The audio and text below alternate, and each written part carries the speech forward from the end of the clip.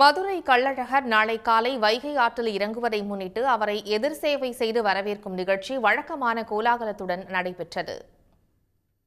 மதுரை அழகர்மலை அடிவாரத்தில் அமைந்துள்ள கள்ளழகர் கோவிலின் சித்திரை திருவிழா கடந்த 27ஆம் தேதி தொடங்கி நடைபெற்று வருகிறது.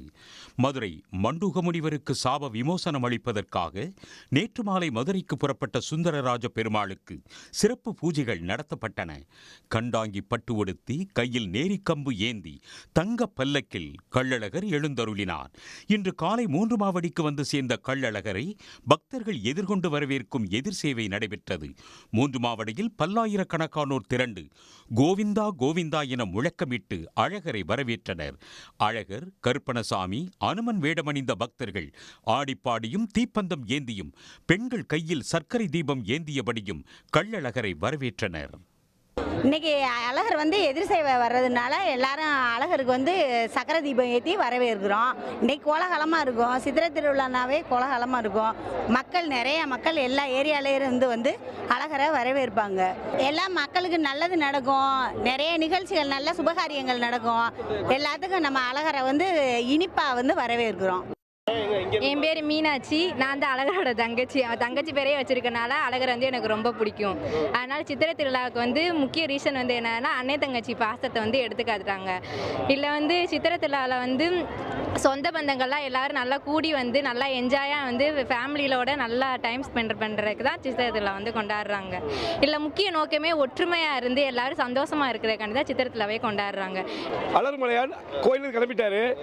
எல்லா மக்களும் சந்தோஷமா அப்படி என்ஜாய். மதுரையே குலுங்குது. 3 மாடி வந்துட்டாரு எதிர் சேவை. இங்க இருந்து ஆரம்பிக்கிறதா ஒரு வாரம் மதுரை கலகலன்னு இருக்கு. எல்லா பேருக்கும் கள்ளழகரை தரிசிக்கிறாங்க. மக்கள் இருக்கிற ஸ்வீட் எல்லாம் கொடுக்குறாங்க. மக்கள் ஒற்றுமையா சந்தோஷமா என்ஜாய் பண்றோம். அதேபோல் தல்லாகுளத்திலும் ஏராளமான மக்கள் எதிர் சேவை செய்து அழகரை வரவேற்றனர்.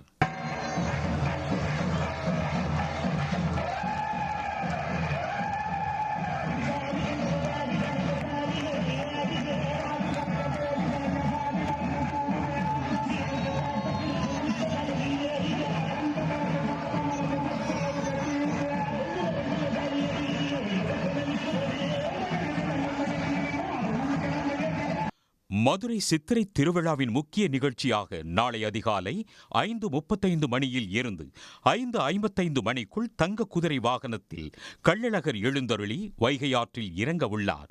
இந்த மாபெரும் வைபவத்தை காண லட்சக்கணக்கான பக்தர்கள் மதுரையில் குவிந்த வண்ணம் உள்ளனர்.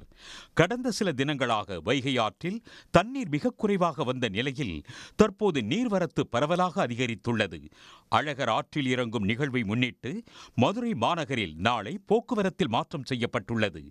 அழகர் கோவில் பகுதியில் இருந்து 1000க்கும் மேற்பட்ட போலீசார் பாதுகாப்பு பணியில் ஈடுபடுத்தப்பட்டுள்ளனர்.